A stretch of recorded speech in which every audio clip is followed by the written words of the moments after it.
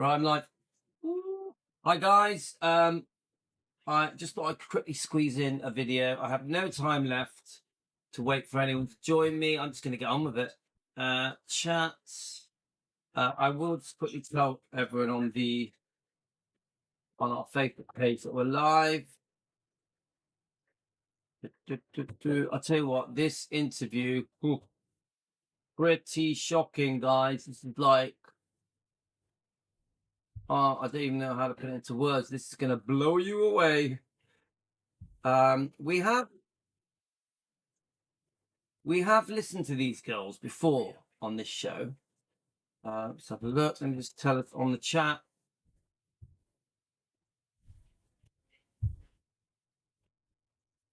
Live. We've got two chats. So obviously, Defending Elvis Presley is our Facebook page. We've got two chats. I'm just going to quickly let everyone know we're live.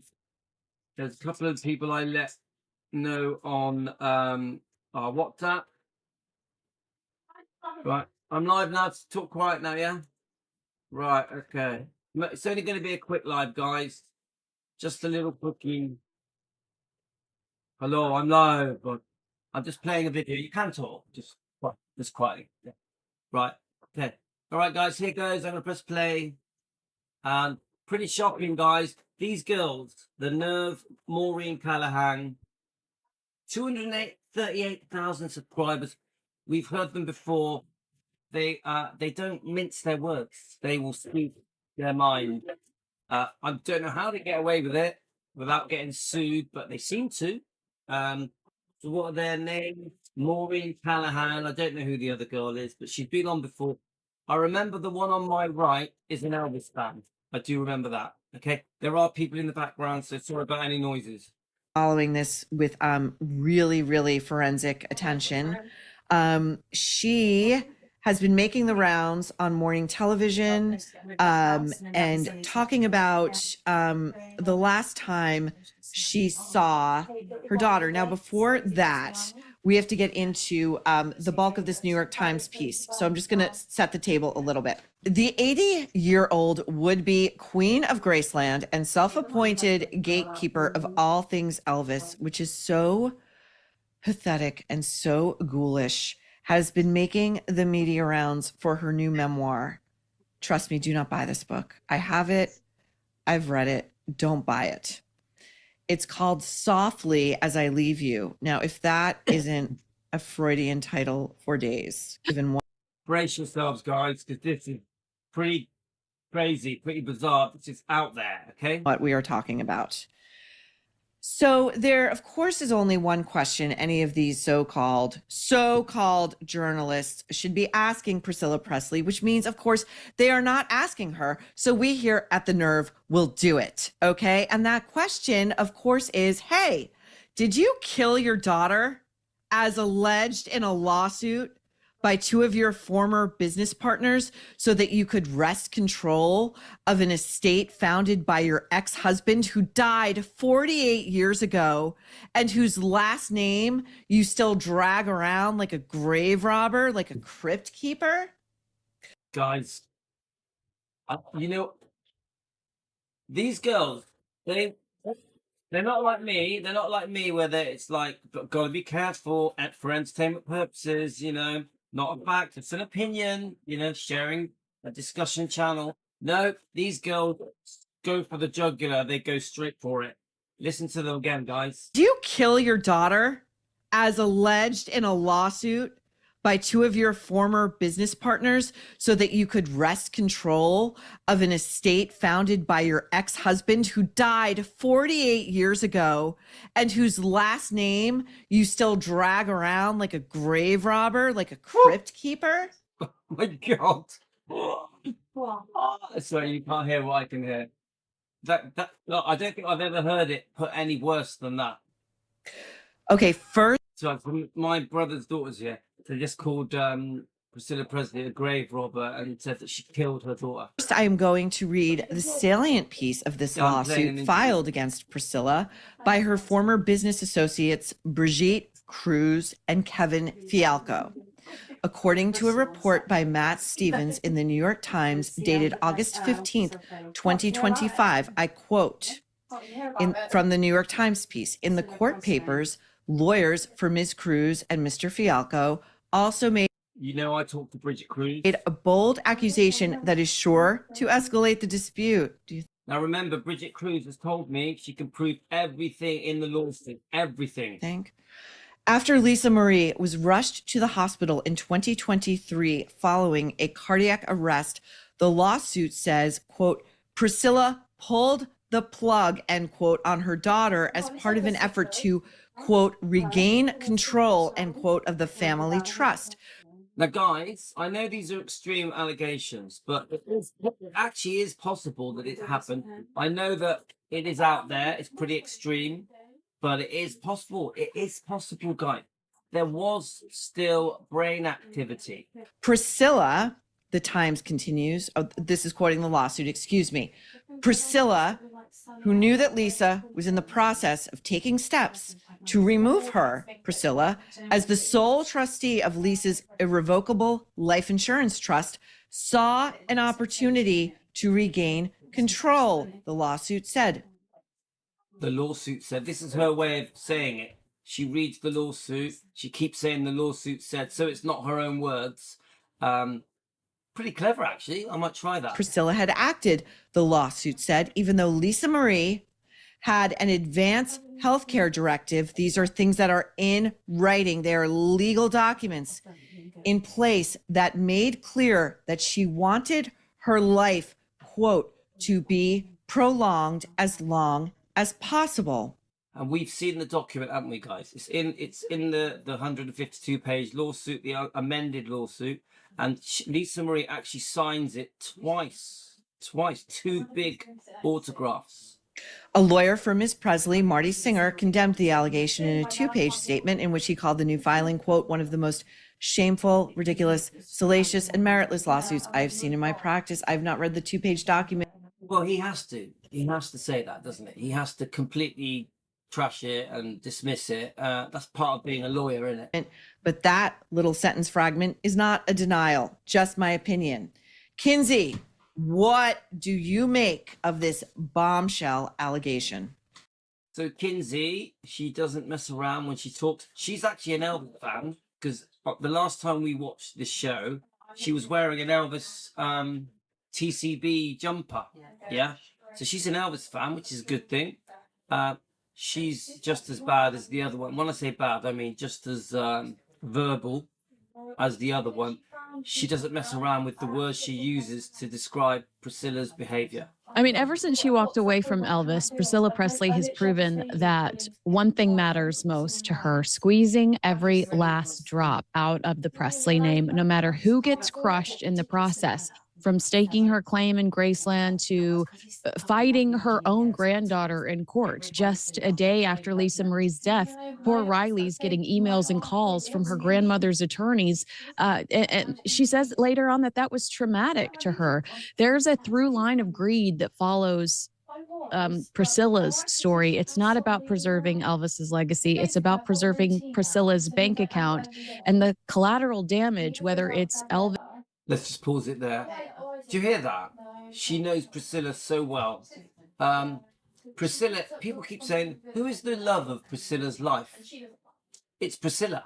Who is the love of Priscilla's life? Some say Priscilla, others say money. And come on, guys. It has never been about preserving Elvis's image, reputation, legacy, any of that with Priscilla. It's always been, what can I make out of it? What can I make out of it? I've even been told that every deal that Priscilla ever made, she got a backhander with Elvis Presley Enterprises. Allegedly, for entertainment purposes, not a fact, just an opinion. This Lisa Marie or Riley has never seemed to slow down.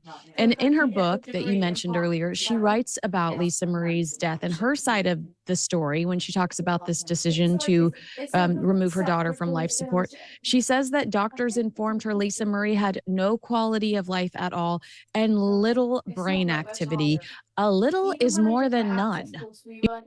Ignore that. Little brain activity. So there was actually a possibility she could have lived. You know what I'm saying? Yeah, a little is more than none. And to rip her off of life support before Riley could get there, I think that's horrific. It's shocking. It's shocking. It's probably the number one thing that it said, isn't it? Why didn't she wait for Riley to arrive? The number one thing said. It doesn't make sense. It doesn't add up. Any of us in the same situation would have waited for the daughter to come. Any of us. But Now, in the Lisa Marie memoir that was published posthumously, which her daughter Riley helped complete, and in the book, there are two narratives that are being told. One is Lisa Marie talking in the first person, one is Riley speaking in the first person. And Riley writes about getting the news that her mother is in the hospital. Her father, Danny Keough, calls her and says, "Honey, it's not looking good. You need to come home." She was off working. She gets on the first plane to LA. And while she's in midair, she is texting her father and saying, just tell me, just tell me. She can sense her mother has gone. It's very sad, isn't it? Now, if this is true, and Priscilla's telling different versions of this story, by the way, which is highly suspect. There should be one version. When you're one, but we've got multiple, and we're going to get into that. You would think that if Priscilla, in fact, were at the bedside of her daughter, she would say, "Keep my daughter on these machines until her own daughter, definitely, guys, who is in the air, can get here and say her goodbyes." Would you not? It's crystal clear, isn't it? It's obvious that is what should have happened. Oh my gosh, that's so true. And one thing that I think is important to mention too, according to this lawsuit, is that her team claims that Priscilla demanded that they issue a statement to the media. Even this bit doesn't add up, does it? Why? Immediately following her daughter's death, so she could control the narrative. I mean, who's thinking that way? Your daughter's just died. Don't you want to curl up in a ball and sob and just rock?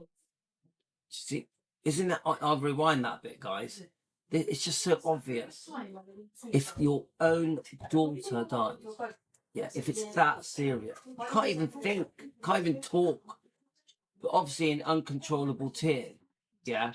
And she's there trying to issue a statement. She gets Bridget Cruz to do it from memory. And one thing that I think is important to mention too, according to this lawsuit, is that her team claims that Priscilla demanded that they issue a statement to the media immediately following her daughter's death, so she could control the narrative.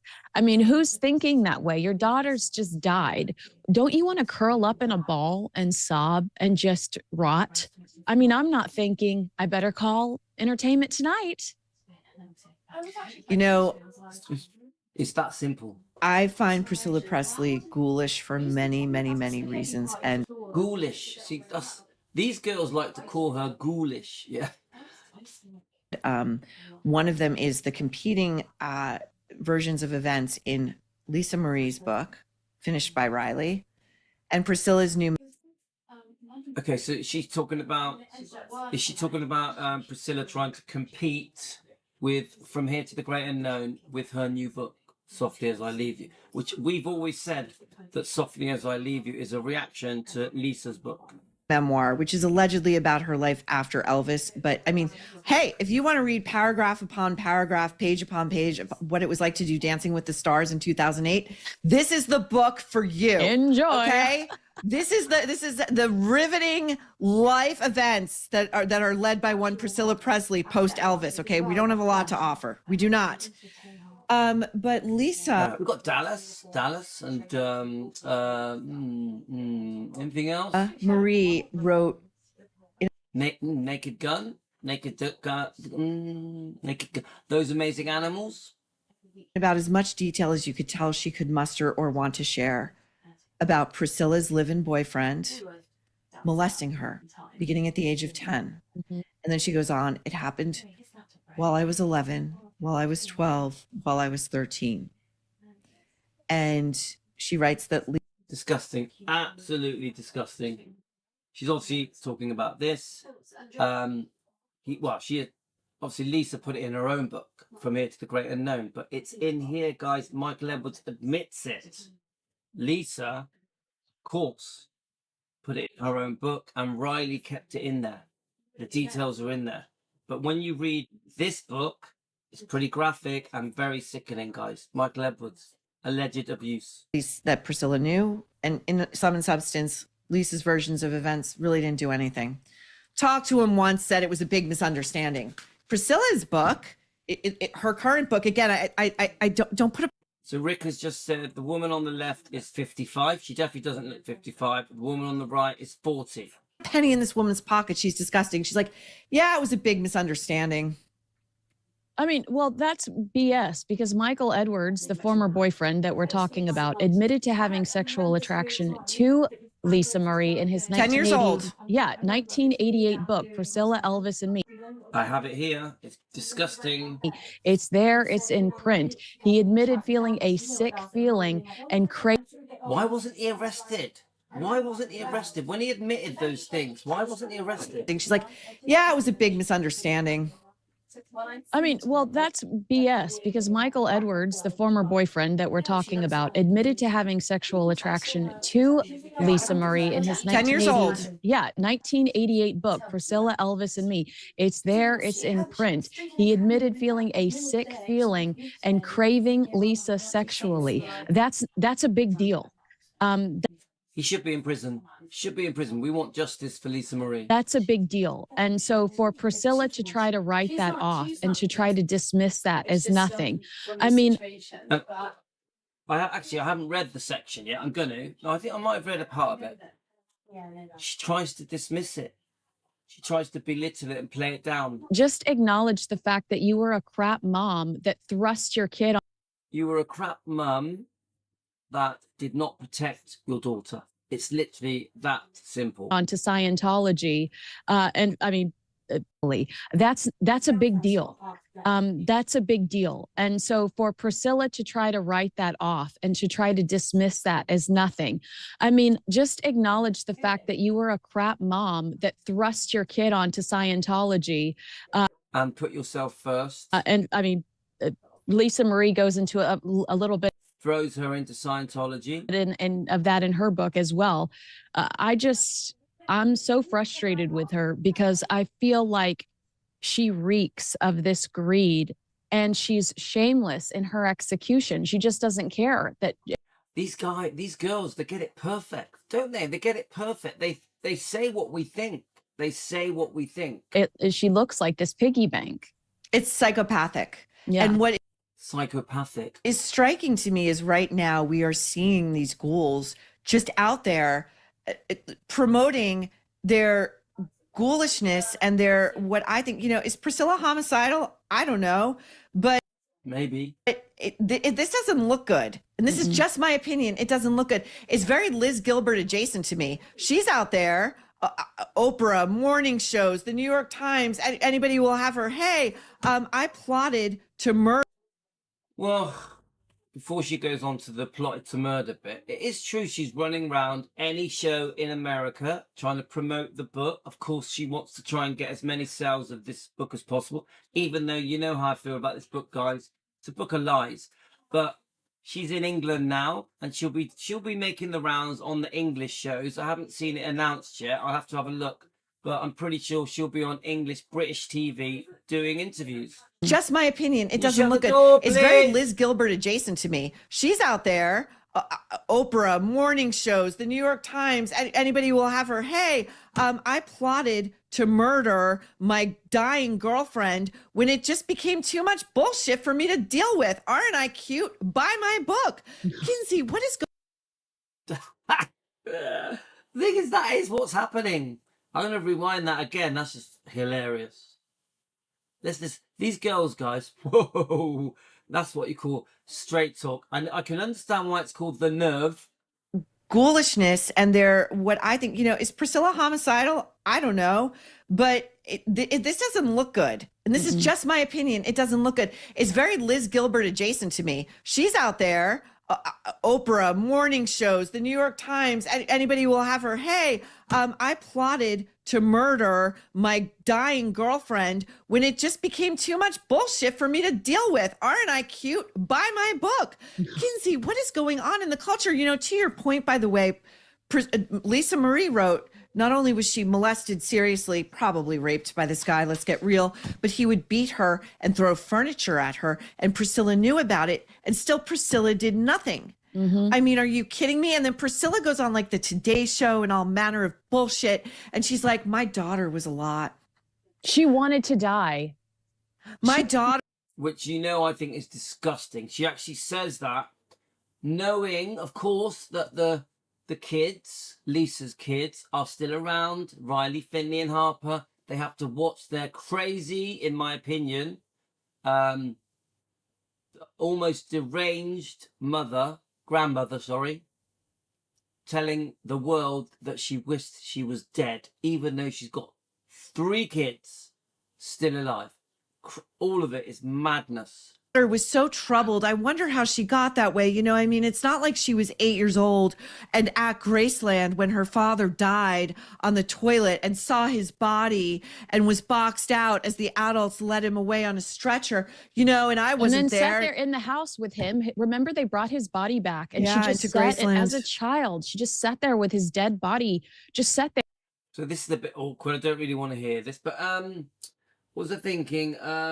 Yeah, so Frederick says that Priscilla's in Dublin. Yeah, but because obviously someone sent me a picture yesterday that she was in London. Yeah, because obviously she did a London show, and there is a guy, and I'm going to play his show, not on this episode, but I am going to play the guy. Is he called like the King of London or something? He managed to sneak his phone in and video some of it.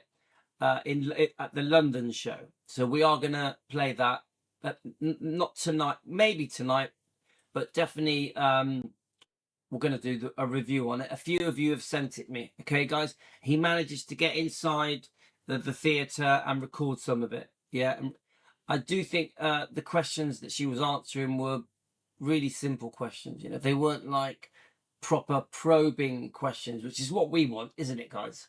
For days because she just couldn't comprehend the fact that he was gone. And Priscilla's like, yeah, she was a handful. Yeah. My other favorite thing is Priscilla talking about everything being great with Lisa Marie in the days leading up to her death, and seeing her on the red carpet for I believe it was the Golden Globes. Baz Luhrmann's Elvis was nominated for a bunch of awards. Okay. Lisa Marie was there that night, and anyone who saw this woman on the red carpet knew she was hours away from death. Well, I don't know if we thought she was hours away from death, but we were all worried. We all watched it, didn't we? We all watched it, guys. I remember that night. Yeah, it's like we knew something was wrong. She looked like death. Her eyes were vacant. She was clearly on something. She was pale. She was almost gray. She looked like she was on her way out the door. And Priscilla's version is like, I saw her and Lisa was like, hey, do you want to go get a drink after the premiere? And I was like, sure, yeah, that's what you want to do. Go get a drink with your child who has battled drugs and alcohol the bulk of her adult life. And you don't notice what anybody who's watching in their own living room notices through a TV screen, a mediated TV screen. This woman looks like death. Mm-hmm. Yeah, I mean, obviously this bit's uncomfortable to watch, guys, but she did look really bad. And anyone around her should have took her straight to hospital. Anyone around her. All of us think that, don't we? She did look ill. I mean, if you want to take out the wildest claims from this lawsuit, let's pretend that the lawsuit doesn't claim that she ripped Lisa Marie's life support too soon. Let's pretend the lawsuit doesn't claim that she basically is behind the death of Elvis Presley. If all we have to look at is the letter from Riley, her granddaughter, and reading that word for word, that heartbreak, I think it tells us a lot about Priscilla Presley's character. And I she was basically suing her own daughter. Her daughter wanted to sue her, and Riley prevented it, isn't it? That's the bottom line. Lisa wanted to sue her mum, and Riley prevented it. It's that simple. Will never defend this woman ever in my life. I just think she's an awful human based on that one letter alone. I think Riley Keough is a class act. And I think, it's not for nothing. She was a brand new mother when her own mother was dying. And the world didn't even know she was a mother until she was shot by paparazzi deplaning for her mother's funeral in Memphis at Graceland, seeing her carrying like one of those little car seats, you know, and it was like, Riley's got a baby, you know? So this is her grandmother. And I think that email, and we'll get into it on another show. It's out there if you want to see it, in which Riley writes, you know, I was heartbroken that you forced me to find lawyers to deal with your bullshit before I could even she wouldn't say that. After I defended you. After I defended you, but before I could bury my own mother, before I could bury her, I believe it was within 24 hours, I think. Riley wrote that email for posterity, knowing that at some point it would have to be made public to make it clear, as politely as she wants to, you know, I think she's a class act. I couldn't do it this way, that her grandmother, it cares about one thing, and that's Elvis's corpse and running Graceland. And that's it. Well, she can't run Gracelands, can she? Because I think Priscilla's out of the picture now. I do 100%. It's really important to Priscilla to be buried at Meditation Garden. She wants to be remembered forever. At the moment, you know, there's a lot of people coming out with very shocking details with this book. Quite a few of you have read it now. A lot of you are saying that it's a pretty crap book. There's not anything major in this book. I haven't read it yet. I've read parts of it. A lot of the bits in this book have been sent to me. I've had loads of people sending it me. There's a few reviews out there now, which I am going to start looking at. And I personally think Priscilla is making a complete fool of herself. Honestly, she keeps changing her stories. The stories are never matching up now. Even when she talks about the same day, there's different versions. She's very forgetful. Yeah. She's forgotten the many lies that she's told over decades. So she's contradicting herself. Literally, honestly, guys, I think Priscilla is making a complete fool of herself. Why? Is it dementia? Is it Alzheimer's? Who knows what is going on? She is 80. Yeah. So obviously you guys know I'm supposed to be seeing her on Saturday. At the moment, I don't want to go. There's a good chance I will not go. But I'm going to decide on Saturday. She's in Bristol at the Hippodrome at 7:30. It's less than half an hour from here. I don't know, guys. I just don't. My gut feeling is to not go. I don't really want to go. Yeah. But anyway, I won't decide until Saturday. But I tell you what, these girls, please subscribe to their channel. They are called The Nerve with Maureen Callahan. They're a massive channel. 238,000 subscribers. Yeah. So I know a lot of people have been asking me to play the epic stuff, but I can't play it. I'll get copyrighted. I know there's been some sneaky epic clips going around YouTube and everywhere.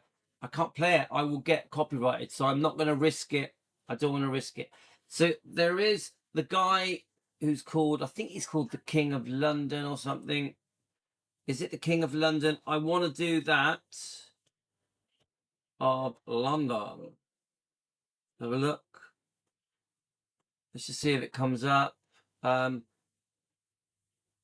going to do that tomorrow. But what I did think I could quickly do is play you my... let's have a look. I want to play you my Donna Presley video. And then I'm going to go to bed. So I'm knackered. I've got a little bit of the snibbles. So do you guys want to watch my Donna Presley video? I sort of pieced it together. It's only part one. And it's the video where Donna Presley wants to share with the world that Vernon felt that there was foul play. Vernon felt there was foul play with Elvis's death. And now people get this confused. But it was Vernon that said there was foul play. He felt there could have been murder, yeah? Not Donna. Not Donna. Donna has never said it. Even Donna's family have never said they believed it. What was said was that Vernon thought it, and Vernon investigated it, maybe even had done a second autopsy. Donna has never said she thought he was murdered. She's never said that.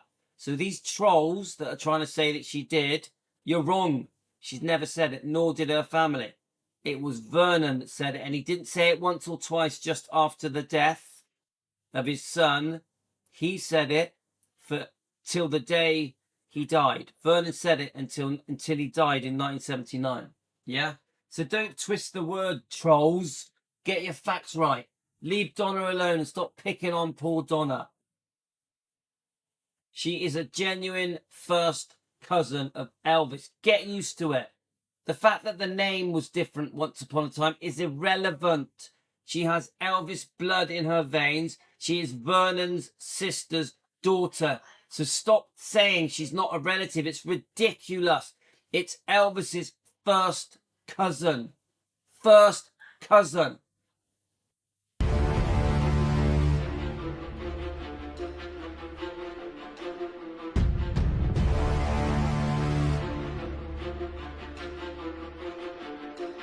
The Elvis Truth Files, defending Elvis.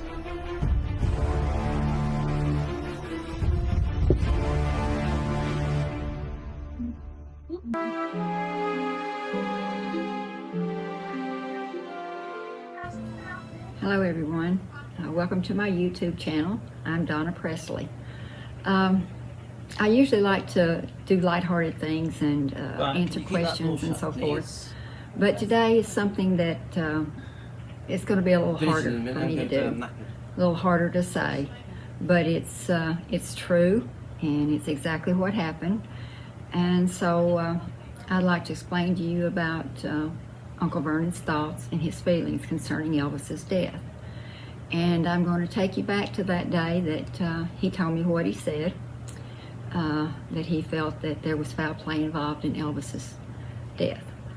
So, guys, just so you know, there's a bit of history to this. We were talking about this. Me, Donna, Karen, we were discussing this. Yeah. She wasn't sure if she was going to do this. She did keep saying to me, look, I don't understand why no one talks about it, because it was once in her book, I think in the 90s, it was at 96.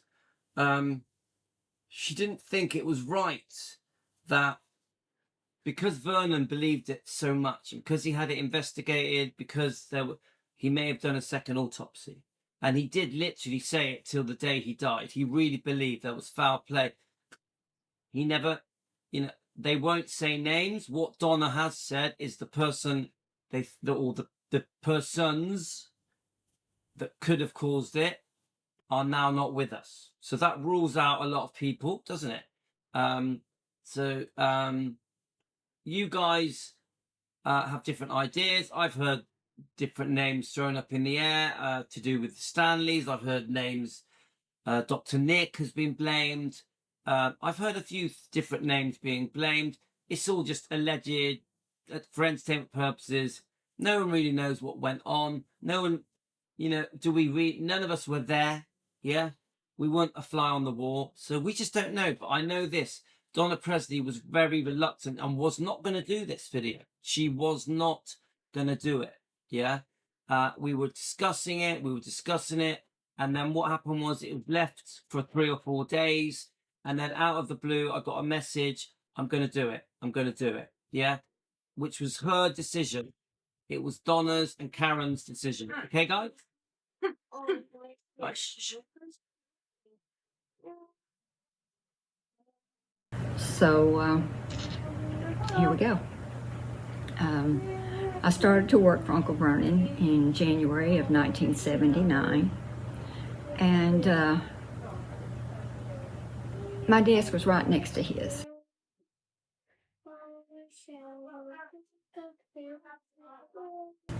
And he would come into the office every single day, and he would sit down at his desk, and he'd put his feet up on his desk and lean back, and he had a straight line of sight where the garden is. And he would sit there for hours and just stare at the meditation garden.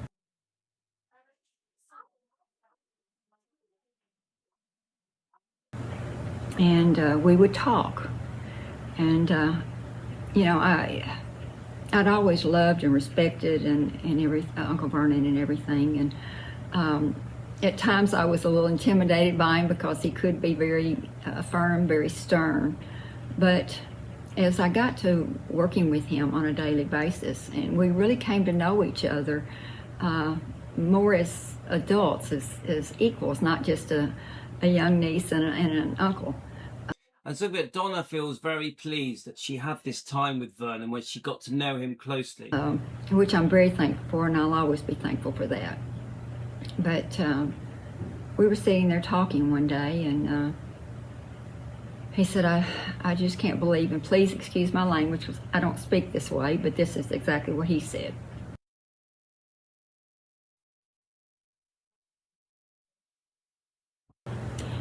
I can't believe that these SOBs are up walking around and my baby's laying out there in the ground. And at first I thought it was just a grieving father, you know, because he had lost his only son, only child, because he had lost the Jesse Guerin previously, you know, when, sorry. So this, you know, she gets upset, guys. You know, this is tough. Remember, she feels that she has stayed silent. She feels that she has kept quiet. You know, for a long time, she didn't want to speak up because she I would say she was almost frightened to. Yeah, she was worried about the consequences of speaking up about many things, not just this thing with Vernon, to do with other family members, of course, to do with Priscilla. She obviously was going through hell with the man she was married to, who was a psychopath, who threatened to kill her children, threatened to kill her, almost held her prisoner. A lot of people don't realize this, that yes, these things are being said about her in the past, but the man she married was a drug addict, a crazy, violent drug addict who went to prison. So you got to understand what it's like to be held captive by a crazy person who is threatening to kill your own kids. Yes, please, people must bear this in mind when we're talking about Donna Presley. It was difficult for him. He'd already lost one child at childbirth, and now he lost his only child that was living. And he felt like he was taken from him unjustly. It was not, he didn't feel that it was a normal death. He didn't feel that it was, even though Elvis had lots of infirmities in his body and he was sick, guys. Was sick a lot at times from these infirmities. That he felt like that was not how he died or why he died. And I said, yeah, I know, Uncle Vernon. It's awful. It's just sad, you know. Remember, this is part one, guys. There's more to come, yeah?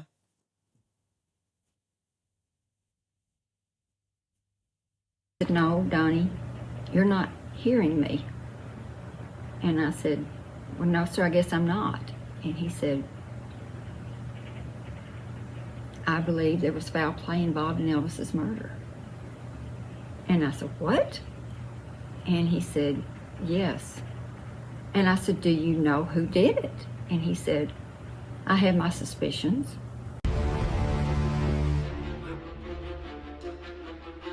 The Elvis Truth Files, The Lies End Here, with Louis McCredis and Team Elvis.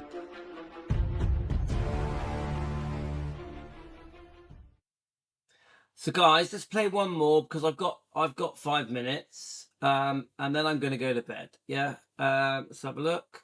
So these Elvis files are quite a new thing we've started to do. So what I do is I basically piece together other people's obviously Donna Presley's at the moment, but the Elvis files is a new thing that I'm going to start doing.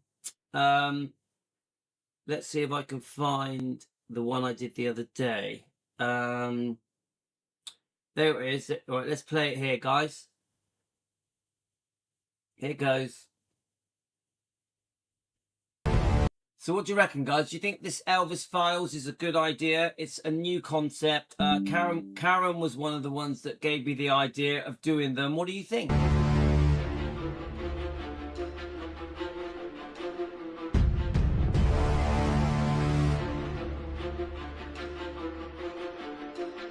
The Elvis Truth Files, defending Elvis.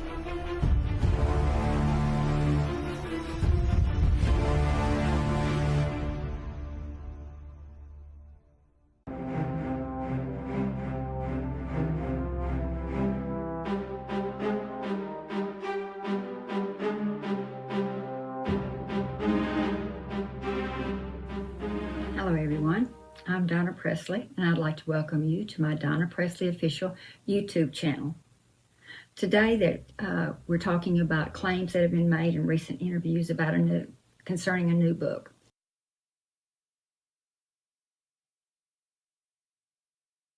And I would like to answer these claims. I've made a few notes. If you don't mind, I'd like to read them simply because I don't want to forget anything. I want to make sure that I've answered all of them. Okay, so let's get started.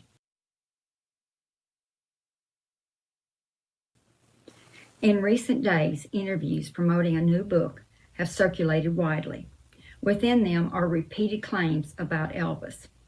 So guys, again, we had a lot of discussions with this, me, Karen and Donna, okay? She was nervous to do this. She was unsure. Should I stand up to Priscilla? Should I expose her? Shall I tell the world the truth? Because she was there. She knows what happened. She knew Priscilla. She knew Priscilla when Elvis first met Priscilla. I mean, when she first moved to Graceland in '63. She knew her, yeah? So obviously so did Minnie May, so did Aunt Delta, so did the Presleys, of course Vernon, Vesta, and everyone else that was there. They knew Priscilla, and they did learn that she had a dark side. They used to call her a cold fish. That was what they called her. The ones I address here are not accurate. I do not raise these points to argue, but because of my cousin deserves the truth. Now, after discussing things, I wasn't, we were chatting for ages. It was going on for 2 or 3 days. I wasn't sure if Donna was going to do this. Yeah. So, again, I left it to her. I left it to Karen. And then I get this message in the middle of the night. We're going to do it. We're going to do it. We're going to stand up, Priscilla. We're fed up with the book. Softly as I leave you, softly as I lie to you. We're not going to stay silent anymore. Enough is enough. Obviously, there can be consequences. But Donna was like, I don't care about the consequences. I am going to stand up for the Presleys, my family. I am going to stand up for the Presleys, my family. And this came from it, guys. And when I watched it, because I watched it before everyone else, yeah? I had a preview of it. I was like, wow. Honestly, I was like, wow. She really is going to stand up to Priscilla Presley. This is history in the making. This is the first time anyone has properly, a Presley person, a Presley family member, this is the first time anyone has properly stood up to Priscilla and exposed her as well.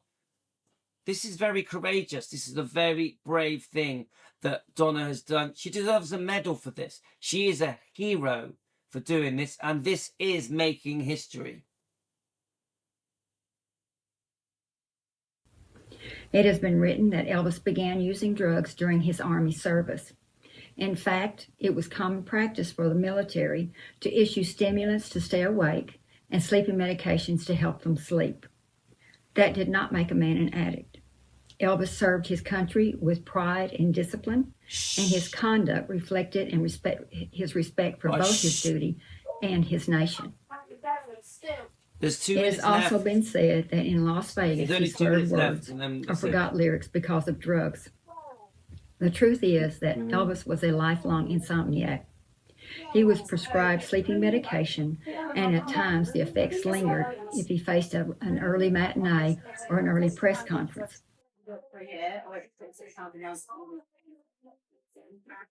Night after night, he performed with complete dedication and to everyone's happiness and satisfaction. Another suggestion is that Elvis could not be spoken to about his health, that he was unapproachable. That is completely exaggerated. My grandmother and my mother both raised their concerns with Elvis concerning his health because he did have many health issues.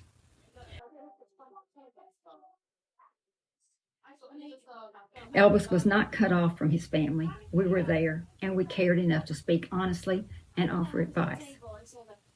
It has been implied that Graceland was only a house of men. That's simply false. My grandmother Minnie Mae lived there. My Aunt Delta lived there. My mother was there daily, and from 1969, she lived at the back of the property.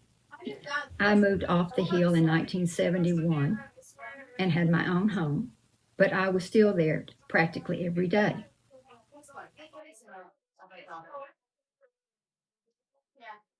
Graceland was a family home filled with the presence of strong women as well as men.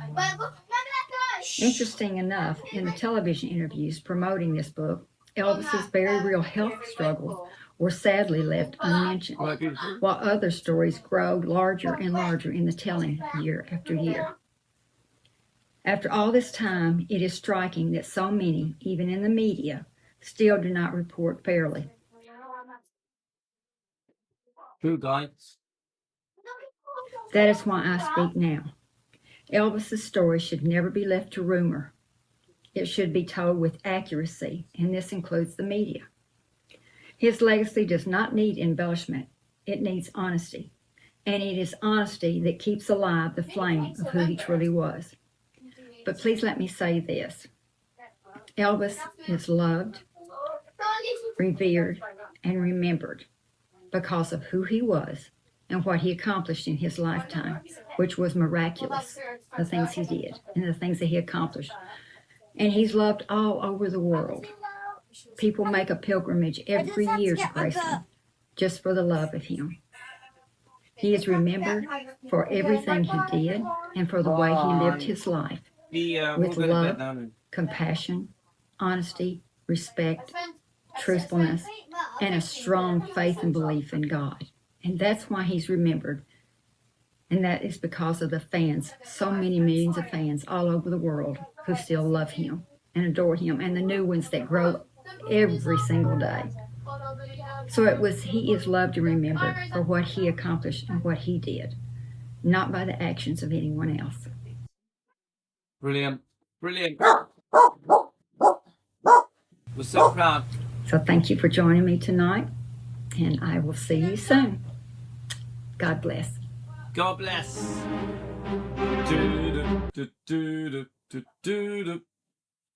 Love it. Love it. Guys, that's it. I'm going now. Good night, guys. I'll see you in the The morning. Elvis Truth Files. The lies end here. With Louis Macreedis and Team Elvis.